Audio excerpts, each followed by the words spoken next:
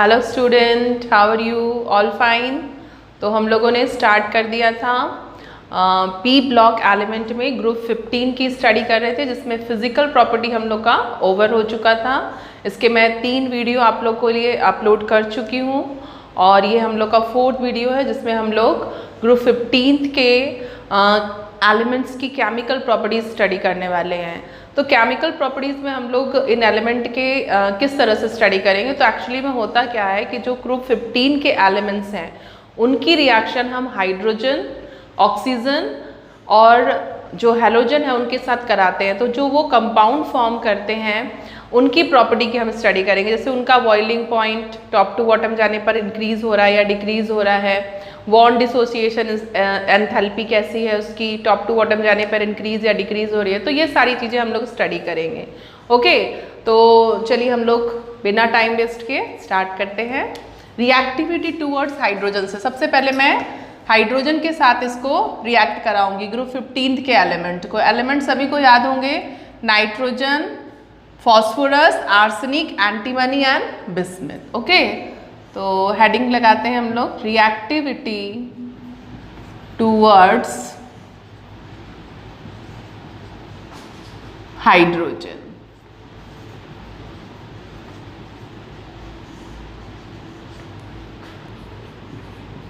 Bond angle decrease करेगा। तो reactivity towards hydrogen में जो हमारे कंपाउंड बन रहे हैं ग्रुप 15 के साथ, nitrogen, phosphorus, arsenic, antimony and bismuth के साथ, वो है अमोनिया, फॉस्फीन, आर्सेनिन, स्टाइबिन एंड बिस्मथाइन। अब अगर हम टॉप टू बॉटम जाएं तो एटॉमिक साइज हमको पता है, सेंट्रल एटम का क्या होगा, इंक्रीज करेगा। मतलब इन मॉलिक्यूल के एटॉमिक मॉलिक्यूलर रेडाई या मॉलिक्यूलर जो साइज होगा वो इंक्रीज कर रहा है, और इंक्रीज करने से bond length, bond dissociation enthalpy, thermal stability, या मैं बात करूँ इलेक्ट्रॉन डेंसिटी की, बेसिक स्ट्रेंथ, एसिडिक स्ट्रेंथ, उस पर क्या इफेक्ट होगा, वो सारे का मैंने यहाँ पे चार्ट बना रखा है। तो चलिए देखते हैं हम लोग। On moving top to bottom, top to bottom size of central atom increase कर रहा है। दिस इज इंक्रीज कर रहा है। तो उससे क्या क्या हो रहा है, ठीक है। तो बॉन्ड लेंथ भी क्या करेगी, इंक्रीज कर जाएगी, है ना, क्योंकि नाइट्रोजन और हाइड्रोजन में, जैसे ये नाइट्रोजन है और ये है हमारा हाइड्रोजन, तो ये है इनका बॉन्ड लेंथ, यहाँ से लेकर इस न्यूक्लियस से लेकर इस न्यूक्लियस तक का डिस्टेंस। अगर मैं आर्सेन की भी बात करूँ, कि आर्साइन की बात करें, तो आर्सेनिक में नंबर ऑफ शेल्स कितने होंगे, 1, 2, 3 एंड 4, और यहाँ पर रहेगा ये हाइड्रोजन। तो यहाँ से यहाँ तक की बॉन्ड लेंथ अगर हम लोग देखें तो साफ साफ पता चल रहा है कि बॉन्ड लेंथ जो आर्साइन की है वो अमोनिया से बहुत ज़्यादा है। मतलब टॉप टू बॉटम जाने पर बॉन्ड लेंथ क्या कर रही है, इंक्रीज कर रही है। अब बॉन्ड लेंथ अगर इंक्रीज कर रही है, मतलब बॉन्ड काफ़ी लॉन्ग होता है, तो वो कैसा होता है, वीक होता है। तो सीधी सी बात है कि बॉन्ड डिसोसिएशन एंथैल्पी भी क्या कर जाएगी, डिक्रीज कर जाएगी। What is bond dissociation enthalpy? तो वो एंथैल्पी या वो एनर्जी जो हम बॉन्ड को ब्रेक करने में किसी मॉलिक्यूल को प्रोवाइड करते हैं। तो जैसे जैसे टॉप टू बॉटम जाएंगे, एटॉमिक साइज जो है वो सेंट्रल एटम का इंक्रीज करने की वजह से बॉन्ड लेंथ इंक्रीज करेगा, और बॉन्ड लेंथ इंक्रीज करेगा तो बॉन्ड कैसा हो जाएगा, वीक। तो बॉन्ड डिसोसिएशन एंथैल्पी डिक्रीज कर जाएगी, और इसी के साथ थर्मल स्टेबिलिटी भी डिक्रीज करेगी। तो थर्मल स्टेबिलिटी मैंने आप लोगों को ग्रुप 16 में भी बताया था कि कोई भी मॉलिक्यूल थर्मली कितना स्टेबल है, मतलब अगर हम उसको हीट दे रहे हैं तो वो अपने कॉन्स्टिट्यूंट एटम्स में कब तक ब्रेक नहीं होगा। अगर बहुत ज़्यादा हीट देने पर वो ब्रेक होता है, मतलब वो थर्मली काफ़ी स्टेबल है। लेकिन अगर थोड़ी सी हीट दी मैंने तो वो क्या हो रहा है, अगर वो अपने कॉन्स्टिट्यूंट एटम में ब्रेक हो जा रहा है, सेपरेट हो जा रहा है, तो मतलब उसकी थर्मल स्टेबिलिटी क्या है, बहुत कम है। तो हमको पता चल चुका है कि जो बॉन्ड डिसोसिएशन एंथैल्पी है टॉप टू बॉटम जाने पर क्या हो रही है, डिक्रीज हो रही है। मतलब जो हमारे ये हाइड्राइड्स हैं वो थर्मली अनस्टेबल होंगे जब हम टॉप टू बॉटम जाएंगे। मतलब सीधी सी बात है कि अमोनिया जो है वो थर्मली बहुत ज़्यादा क्या है, स्टेबल है, और जो बिस्मिथ हाइड्राइड है या बिस्मिथाइन है वो सबसे लीस्ट थर्मली स्टेबल होगा। ओके, नाउ नेक्स्ट, अब अगर कोई चीज़ जैसे कि हाइड्रोजन के साथ यहाँ पर इसको हम देखें और बिस्मिथ की बात करें तो बिस्मिथ में ये न्यूक्लियस है 1 2 3 4 5 हो जाएगा, सॉरी 6 आ जाएगा इसका, है ना। तो 6 शेल्स हैं और यहाँ से इस हाइड्रोजन के एक इलेक्ट्रॉन को बाइंड करना, समझ में आ रहा है आपको। तो फोर्स ऑफ अट्रैक्शन ग्रेजुअली क्या हो रहा है, अमोनिया से बिस्मिथाइन तक डिक्रीज कर रहा है, मतलब हाइड्रोजन का बाहर निकलना बहुत आसान हो जाएगा। तो याद रखना कि जैसे जैसे हम लोग टॉप टू बॉटम ग्रुप में नीचे की तरफ जा रहे हैं, हाइड्रोजन बहुत ही इजीली बाहर निकल जाएगा, और किसी भी हाइड्राइड से H+ या हाइड्रोजन जितनी इजीली रिलीज हो जाएगा वो उतना ही अच्छा एसिडिक नेचर शो करेगा। तो hydrogen release easily top to bottom जाने पे, तो एसिडिक स्ट्रेंथ क्या कर जाएगी, इंक्रीज कर जाएगी। क्लियर हो रहा है। तो सबसे ज़्यादा एसिडिक नेचर कौन दिखाएगा, बिस्मिथ हाइड्राइड, और सबसे लीस्ट एसिडिक कौन होगा, वो होगा अमोनिया। ओके, तो ये सारी चीज़ें आप लोगों को क्लियर हो गई कि सेंट्रल एटम का साइज अगर इंक्रीज करेगा तो बॉन्ड लेंथ इंक्रीज करेगा, बॉन्ड लेंथ इंक्रीज करेगा तो बॉन्ड डिसोसिएशन एंथैल्पी डिक्रीज कर जाएगी, क्योंकि लॉन्ग बॉन्ड कैसे होते हैं, वीक होते हैं, थर्मली स्टेबिलिटी इसकी क्या हो जाएगी, डिक्रीज करेगी। ओके, नाउ हाइड्रोजन जो है वो बहुत इजीली रिलीज हो जाएगा, क्योंकि force of attraction size of central atom increase करने से क्या हो गया, वीक हो गया, तो हाइड्रोजन का निकलना आसान हो गया, और एसिडिक स्ट्रेंथ क्या हो जाएगी इसकी वजह से, इंक्रीज कर जाएगी, क्योंकि कोई भी मॉलिक्यूल या कोई भी हाइड्रेट जितनी इजीली H+ को लूज करता है या रिलीज करता है वो उतना ही गुड एसिड होता है, उसकी एसिडिक स्ट्रेंथ उतनी ही ज़्यादा होती है। नाउ नेक्स्ट देखें हम कि अगर सेंट्रल एटम का साइज इंक्रीज कर रहा है तो electron density on central atom क्या हो जाएगी, डिक्रीज करेगी। तो बेसिक स्ट्रेंथ क्या हो जाएगा, डिक्रीज करेगा। बेसिक स्ट्रेंथ किस पे डिपेंड करता है, तो बेसिक स्ट्रेंथ डिपेंड करता है due to presence of lone pair on central atom. Actually में होगा क्या कि अगर मैं नाइट्रोजन की बात करूं तो नाइट्रोजन का एटॉमिक साइज क्या है, छोटा है, नाइट्रोजन का एटॉमिक साइज क्या है, छोटा है, तो यहाँ पर एक छोटे से एरिया में बहुत सारे इलेक्ट्रॉन हो गए, तो इलेक्ट्रॉन डेंसिटी क्या होगी इसकी, इलेक्ट्रॉन डेंसिटी बहुत ज़्यादा हो जाएगी, और इलेक्ट्रॉन डेंसिटी अगर इंक्रीज करेगी तो इलेक्ट्रॉन के बीच का जो रिपल्सन है वो भी क्या कर जाएगा, इंक्रीज कर जाएगा रिपल्सन, और जितना ज़्यादा रिपल्सन होगा उतना ही वो चाहेगा नाइट्रोजन की अपना जो ये क्राउड है इलेक्ट्रॉन का उसको कम करे, मतलब नाइट्रोजन बहुत इजीली अपने इस लोन पेयर को क्या कर देगा, लूज कर देगा। और कोई भी मॉलिक्यूल या कोई भी एटम अपने इलेक्ट्रॉन पेयर को अगर लूज करता है तो वो बहुत अच्छा लुईस बेस होता है। बस यही रीज़न है कि जो अमोनिया होता है वो बहुत अच्छा लुईस बेस होता है। रीज़न समझ में आ गया, क्योंकि नाइट्रोजन का एटॉमिक साइज बाकी सभी से कैसा होता है, स्मॉल होता है, जिसकी वजह से उसमें इलेक्ट्रॉन डेंसिटी बहुत ज़्यादा होती है, क्योंकि इनकमिंग इलेक्ट्रॉन तो यहीं आएगा, तो इलेक्ट्रॉन रिपल्सन क्या करेगा, इंक्रीज करेगा। इलेक्ट्रॉन रिपल्सन इंक्रीज करेगा तो वो उसको क्या करना चाहेगा, कम करना, क्योंकि रिपल्सन होगा तो कभी भी वो मॉलिक्यूल स्टेबल नहीं होगा। कभी भी मॉलिक्यूल को स्टेबल होने के लिए रिपल्सन कम से कम होना चाहिए। ओके, तो नाइट्रोजन, और अगर मैं बात करूं फॉस्फीन की, तो फॉस्फीन का एटॉमिक साइज क्या है, फॉस्फीन का एटॉमिक साइज क्या है, नाइट्रोजन से थोड़ा बड़ा है, मतलब यहाँ पर उतना ज़्यादा इलेक्ट्रॉन डेंसिटी नहीं होगी जितनी कि यहाँ पर है, तो यहाँ पर इलेक्ट्रॉन रिपल्सन कम होगा। तो इन कंपैरिजन टू फॉस्फीन जो अमोनिया है उसका नाइट्रोजन अपने लोन पेयर को बहुत इजीली क्या करेगा, लूज करेगा।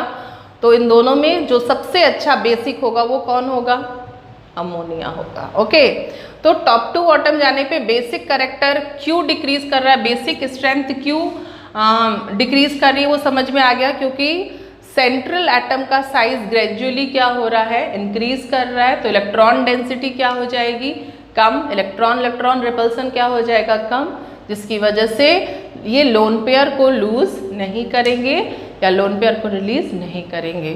तो बेसिक स्ट्रेंथ किस पर डिपेंड करती है? Presence of lone pair. कोई भी मॉलिक्यूल जितनी इजीली लोन पेयर को रिलीज करता है वो उतना ही अच्छा गुड बेस होता है या लुईस बेस होता है। नाउ नेक्स्ट अगर हम देखें कि size of central atom increase करेगा तो बॉन्ड पेयर और लोन पेयर के बीच का जो रिपल्सन है इट इज बॉन्ड पेयर। जिन्होंने बॉन्डिंग में पार्टिसिपेट किया वो बॉन्ड पेयर और जिन्होंने बॉन्डिंग में पार्टिसिपेट नहीं किया वो क्या होंगे? Lone pair. तो लोन पेयर और बॉन्ड पेयर के बीच का जो रिपल्सन है वो क्या हो जाएगा? डिक्रीज हो जाएगा। कब होगा? जब इलेक्ट्रॉन की डेंसिटी कमेगी। तो इलेक्ट्रॉन डेंसिटी कब कम हो रही है? जब हम टॉप टू बॉटम जा रहे हैं, जब एटॉमिक साइज क्या हो रहा है? सेंट्रल एटम का साइज क्या हो रहा है? इंक्रीज कर रहा है। तो सेंट्रल एटम का साइज इंक्रीज करने की वजह से बॉन्ड पेयर और लोन पेयर का रिपल्सन भी डिक्रीज कर जाएगा और उसकी वजह से बॉन्ड एंगल भी डिक्रीज कर जाएगा। क्लियर हो रहा है? तो ये हो गया हम लोगों का रिएक्टिविटी टुवर्ड्स हाइड्रोजन का। मैंने एक फ्लो चार्ट बना दिया कि क्या क्या चीज़ें, क्या क्या चेंजेस हो रही हैं। ओके, तो आप लोग उसको नोट कर लो, फिर मैं आगे आप लोग को बताती हूँ उसके बॉइलिंग पॉइंट और मेल्टिंग पॉइंट के बारे में।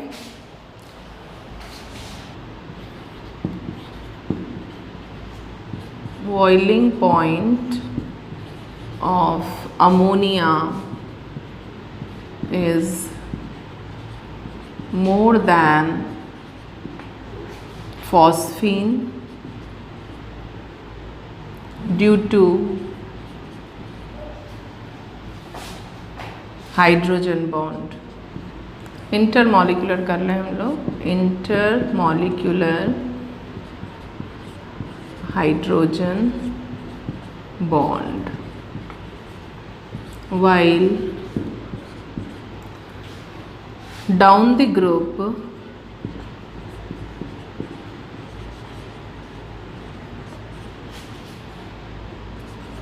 boiling point increases।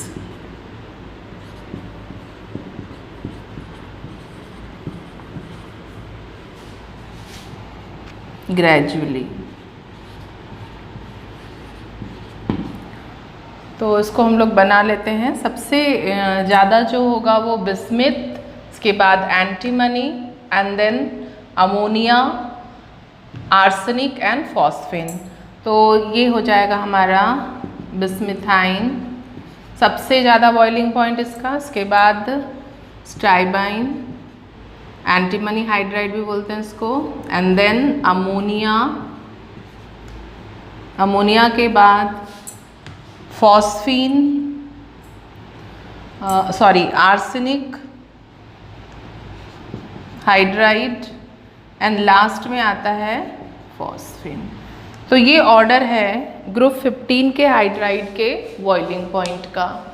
तो हम लोग ग्रुप में कहाँ जा रहे हैं? Down the group. ओके, तो सबसे पहले आप लोग हाइड्रोजन बॉन्ड को समझें कि हाइड्रोजन बॉन्डिंग कब फॉर्म होती है।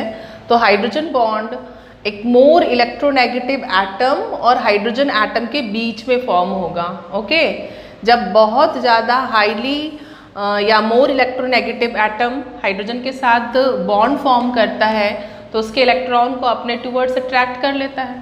तो पार्शियली पॉजिटिव और नेगेटिव चार्ज आते हैं, मतलब जो बॉन्ड होता है वो पोलर हो जाता है। Like this nitrogen and hydrogen. तो ये बॉन्डिंग है, यहाँ पर इसने खींच लिया इसको, तो यहाँ आ जाएगा नेगेटिव एंड पॉजिटिव। तो बॉन्ड कैसा हो गया? पोलर। तो ये पोलैरिटी की वजह से ही हाइड्रोजन क्या करता है? दूसरे इलेक्ट्रोनेगेटिव एटम या दूसरे नाइट्रोजन या ऑक्सीजन के साथ जो कि हाईली इलेक्ट्रोनेगेटिव होगा उसके साथ एक बॉन्ड फॉर्म करता है जिसको हम बोलते हैं हाइड्रोजन बॉन्ड। तो इस तरह के एटम्स के बीच में इंटरमॉलिक्यूलर हाइड्रोजन बॉन्ड फॉर्म होगा और इस ग्रुप में हाईली इलेक्ट्रोनेगेटिव कौन है? हमारा नाइट्रोजन। तो नाइट्रोजन के साथ जब हाइड्रोजन बॉन्ड फॉर्म करेगा तो वहाँ पर हाइड्रोजन बॉन्ड फॉर्म होगा, मतलब अमोनिया के मॉलिक्यूल में हाइड्रोजन बॉन्ड होता है। किस तरह से ये अरेंज होते हैं? ये कुछ इस तरह से,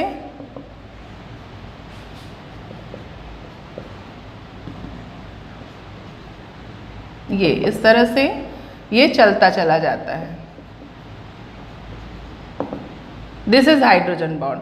तो दो अमोनिया मॉलिक्यूल के बीच में इंटर मॉलिक्यूलर हाइड्रोजन बॉन्ड आप लोग को दिख रहा होगा जो कि डॉटेड लाइन से है। तो ये सिर्फ अमोनिया में होता है, इसकी वजह से ही बहुत सारी प्रॉपर्टीज़ की चेंज जाती है। लाइक दिस, अगर मैं बॉइलिंग पॉइंट की बात करूँ तो बॉइलिंग पॉइंट एक्चुअली में टॉप टू बॉटम जाने पर इंक्रीज करता है, लेकिन अमोनिया में क्या होता है, हाइड्रोजन बॉन्ड, तो उसकी वजह से उसका जो बॉइलिंग पॉइंट है वो फॉस्फिन से ज़्यादा हो जाएगा। इससे क्वेश्चन भी आते हैं बोर्ड में कि ऐसा क्यों होता है, तो due to presence of hydrogen bond. और हाइड्रोजन बॉन्ड क्यों होगा, क्योंकि नाइट्रोजन का एटॉमिक साइज फॉस्फोरस से क्या होता है, स्मॉल होता है। इसकी वजह से नाइट्रोजन और हाइड्रोजन के बीच का जो बॉन्ड होता है, इसके बाद ये भी लिखना है आपको कि नाइट्रोजन हाईली इलेक्ट्रोनेगेटिव है, तो नाइट्रोजन हाइड्रोजन जो NH बॉन्ड होगा वो कैसा हो जाएगा, पोलर, और ड्यू टू पोलैरिटी हाइड्रोजन क्या फॉर्म करेगा, हाइड्रोजन बॉन्ड।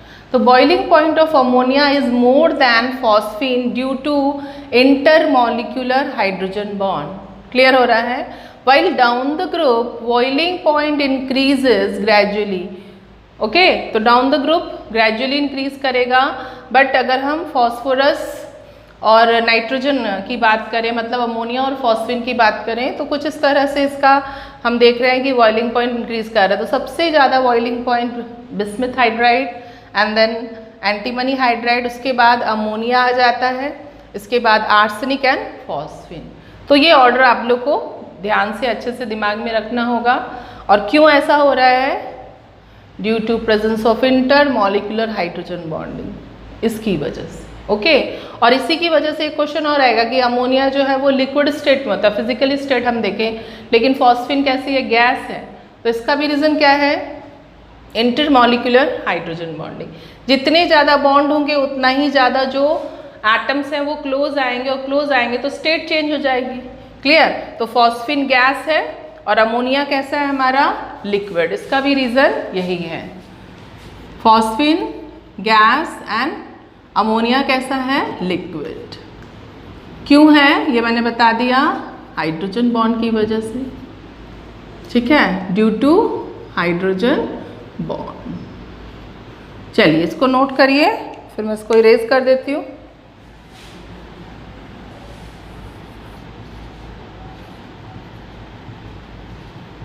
सो ammonia readily soluble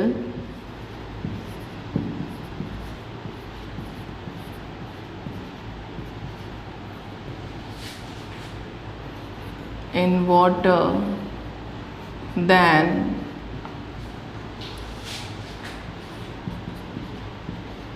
other hydride। तो सॉलिबिलिटी हम लोग इसकी देखते हैं कि जो हाइड्राइड है वो वाटर में सॉलिबल होते हैं कि नहीं।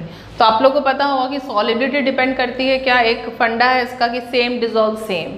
अगर किसी दो चीज़ों जिसको सॉल्यूट और सॉल्वेंट, इन दोनों की प्रॉपर्टी में एक भी सेम मतलब सिमिलैरिटी है, ज़्यादा डिफरेंस नहीं, एक भी सिमिलैरिटी है, तो वो उसमें इजीली सॉलेबल हो जाएगा। तो होता क्या है कि सॉलिबिलिटी किस पर डिपेंड करती है, इंटरमॉलिक्यूलर हाइड्रोजन बॉन्डिंग पे, क्योंकि वाटर में भी क्या होता है, इंटरमॉलिक्यूलर हाइड्रोजन बॉन्डिंग होती है। तो यहाँ पर कौन से हाइड्राइड में ये है, तो साफ साफ हमको पता चल चुका है कि अमोनिया में इंटरमॉलिक्यूलर हाइड्रोजन बॉन्डिंग है। तो अमोनिया जो है बहुत अच्छी तरह से, बहुत ही इजीली और बहुत जल्दी ही वाटर में सॉल्युबल हो जाएगा देन अदर हाइड्राइड, क्योंकि बाकी के हाइड्राइड्स में हाइड्रोजन बॉन्डिंग है ही नहीं। तो यहाँ आप लोग देखिए मैंने लिख दिया है कि intermolecular hydrogen bonding favour solubility, so ammonia radially soluble in water. इसी की वजह से जो अमोनिया है वो रेडियली सॉल्युबल हो जाता है वाटर में देन अदर हाइड्राइड। ठीक है, तो बाकी के हाइड्राइड इसलिए नहीं क्योंकि उनके पास हाइड्रोजन बॉन्डिंग है ही नहीं। सेम डिजॉल्व सेम, मतलब अमोनिया में एक सिमिलैरिटी है वाटर वाली कि वाटर में भी इंटरमॉलिक्यूलर हाइड्रोजन बॉन्डिंग है, तो अमोनिया में भी है। ओके, तो इसलिए अमोनिया बहुत ही इजीली किसमें, वाटर में डिजॉल्व हो जाता है, बाकी के हाइड्राइड नहीं। ओके, तो आज का वीडियो हम लोग यहीं ओवर करते हैं, क्योंकि बहुत ज़्यादा लॉन्ग नहीं बनाना है वीडियो, आप लोग केमिस्ट्री पढ़ते पढ़ते बोर हो जाओगे। तो नेक्स्ट जो हमारा हेलोजन और ऑक्साइड का केमिकल प्रॉपर्टी का रह गया वो हम लोग नेक्स्ट वीडियो में ओवर करते हैं। ठीक है, तो तब तक के लिए पढ़ते रहिए। All the very best.